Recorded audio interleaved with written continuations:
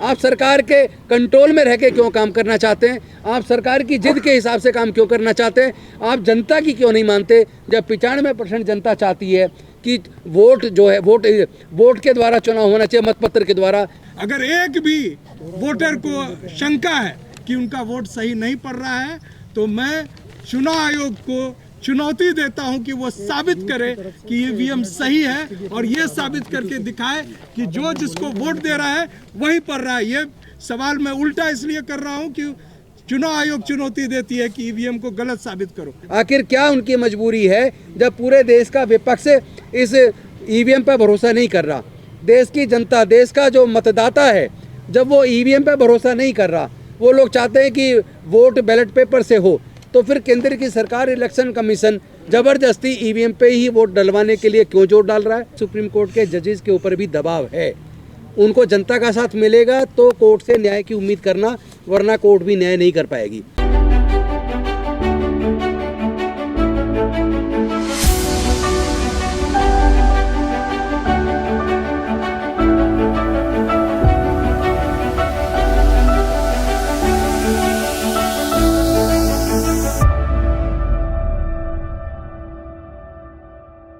आपको याद होगा 2018 में 4 सुप्रीम कोर्ट के वरिष्ठ जजेस आए, जनता के सामने प्रेस कॉन्फ्रेंस किया और उन्होंने जनता से मदद मांगी। इसका मतलब ये तो स्पष्ट है कि सुप्रीम कोर्ट के जजेस के ऊपर भी दबाव है। उनको जनता का साथ मिलेगा तो कोर्ट से न्याय की उम्मीद करना, वरना कोर्ट भी न्याय नहीं कर पाएगी। दूसरी बात, माननीय सर्वोच्च न्यायालय ने एक व्यवस्था दी थी कि इलेक्शन कमीशन का जो गठन होगा, उसके गठन के लिए 3 सदस्य कमेटी होगी। उसमें एक माननीय प्रधानमंत्री जी होंगे, एक लीडर और तीसरे चीफ जस्टिस ऑफ इंडिया होंगे। और इस बात को सब लोगों ने स्वीकार भी किया कि ये अच्छी व्यवस्था है। लेकिन इस केंद्र की सरकार ने, जो तानाशाह सरकार है, जो जनतंत्र में भरोसा नहीं करती, जो देश के संविधान में भरोसा नहीं करती, उसने संसद के अंदर एक बिल लाकर उसी व्यवस्था को, जो माननीय सर्वोच्च न्यायालय ने व्यवस्था दी थी, उस व्यवस्था अब उस 3 सदस्य जो होंगे उसमें एक देश के प्रधानमंत्री होंगे, एक केंद्रीय मंत्री, कानून मंत्री होंगे और तीसरे लीडर ऑफ अपोजिशन होंगे। यानी 2 लोग तो जो केंद्र में सरकार है उसके प्रतिनिधि हो गए। तो फिर जो निष्पक्ष, कहाँ से इलेक्शन कमीशन जो गठन होगा, निष्पक्ष कहाँ से होगा, इस पर कैसे भरोसा करें? दूसरी बात, जो चुनाव, जो लोकतंत्र के अंदर पारदर्शिता बहुत महत्वपूर्ण है और लोगों का, वोटर का अपनी वोट पे भरोसा होना बहुत महत्वपूर्ण है। पूरे दुनिया में जो विकसित देश हैं, जिन्होंने ईवीएम को बनाया है, उसका निर्माण किया है, उन देशों को ईवीएम पे भरोसा नहीं है। और जिन्होंने ईवीएम का इस्तेमाल किया, वहाँ की कोर्ट्स ने ईवीएम को बैन करके जनता के भरोसे को काम किया और मतपत्र के द्वारा वोट की प्रक्रिया को माना। तो मैं पूछना चाहता हूँ देश के इलेक्शन कमीशन ऑफ इंडिया से, मैं पूछना चाहता हूँ देश की सरकार से, आखिर क्या उनकी मजबूरी है जब पूरे देश का विपक्ष इस ईवीएम पर भरोसा नहीं कर रहा? देश की जनता, देश का जो मतदाता है, जब वो ईवीएम पे भरोसा नहीं कर रहा, वो लोग चाहते हैं कि वोट बैलेट पेपर से हो, तो फिर केंद्र की सरकार, इलेक्शन कमीशन जबरदस्ती ईवीएम पे ही वोट डलवाने के लिए क्यों जोर डाल रहा है? एक बात। दूसरी बात, इस तरह के कई वीडियोज आए हैं कि जो व्यक्ति खुद चुनाव लड़ रहा है और जिस बूथ पे वो रहता है, जहाँ उसका पूरा परिवार, रिश्तेदार रहते हैं, जब चुनाव की गिनती हुई और उसमें रिजल्ट निकल के आया, उस अपने बूथ से उसको एक सिंगल वोट नहीं मिला, तो उसका वोट गया कहाँ? उसका वोट कहाँ गया? इसका मतलब ईवीएम में गड़बड़ी संभव है। तीसरी बात, तीसरा पॉइंट है, अगर यहाँ पृथ्वी पे बैठ के हम लोग मंगलयान भेज सकते हैं, चंद्रयान भेज सकते हैं, उसको यहाँ से कंट्रोल कर सकते हैं और उसमें कोई खराबी आती है तो यहीं बैठे बैठे उसको ठीक कर सकते हैं, तो फिर ये जो ईवीएम की मशीन है, इसका जो कोडिंग करके जिसके पास कस्टडी में मशीन रहती है, वो इसमें क्या खेल नहीं हो सकता, इस पॉसिबिलिटी को रूल आउट नहीं किया जा सकता। तो हमारा ये मानना है, जनता का भरोसा कायम करने के लिए और वोटर का ये भरोसा कायम हो कि उसका, पहली बात तो वोट पारदर्शी है और दूसरा, जिसको वो वोट देना चाहता है उसी को वोट जा रहा है, उसकी वोट की चोरी नहीं हो रही है। इस भरोसे को बनाए रखना, इसकी जिम्मेदारी इलेक्शन कमीशन ऑफ इंडिया की है।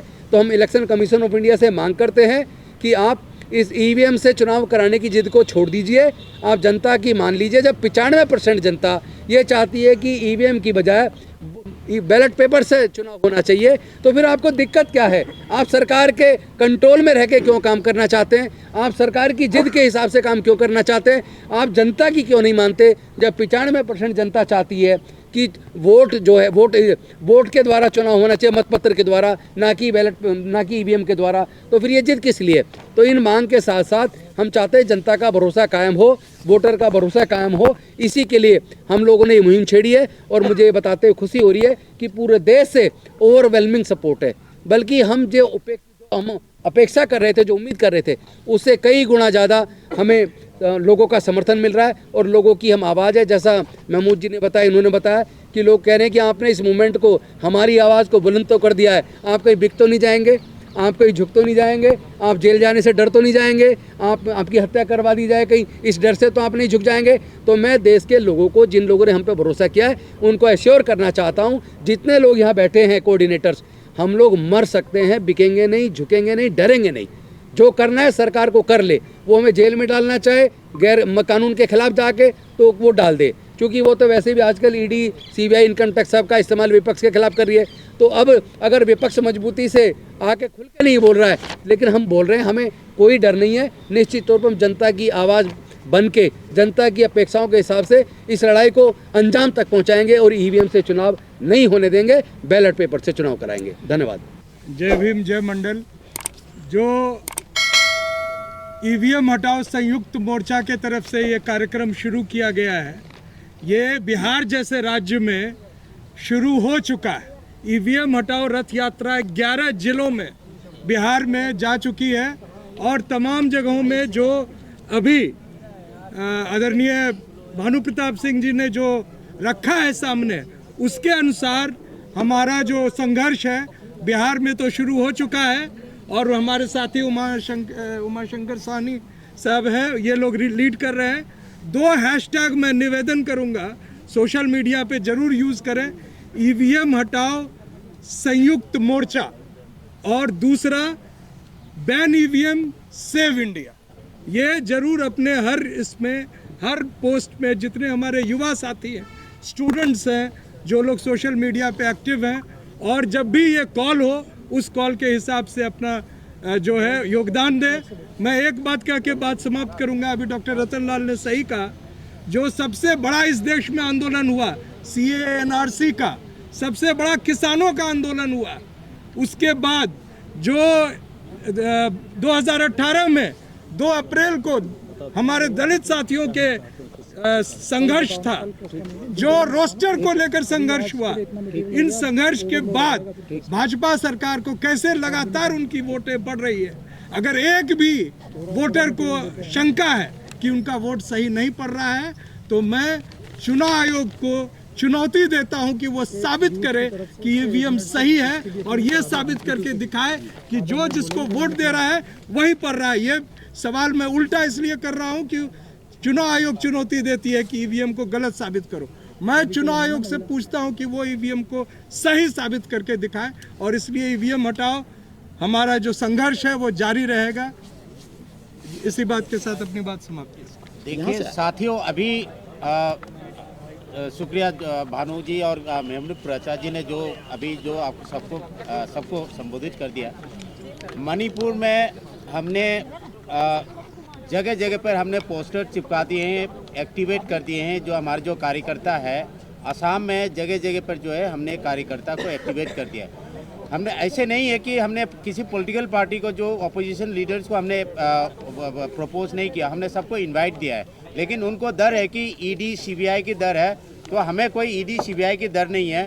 उसकी वजह से जो है, जैसे राहुल गांधी 14 तारीख को मणिपुर इंफाल से अपनी यात्रा शुरू करेंगे, तो राहुल गांधी के सामने ये जो पोस्टर लेकर के लोग खड़े हो जाएंगे।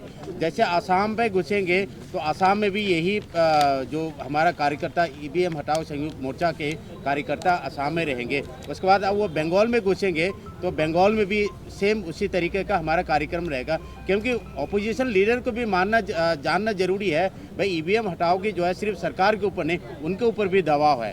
ये बोलकर मैं अपने वाणी को विराम देता हूँ। देखते रहिए नीलकमल टीवी। आपको अगर हमारा वीडियो अच्छा लगता है तो हमारे चैनल को सब्सक्राइब करिए, वीडियो को लाइक करिए, शेयर करिए। धन्यवाद।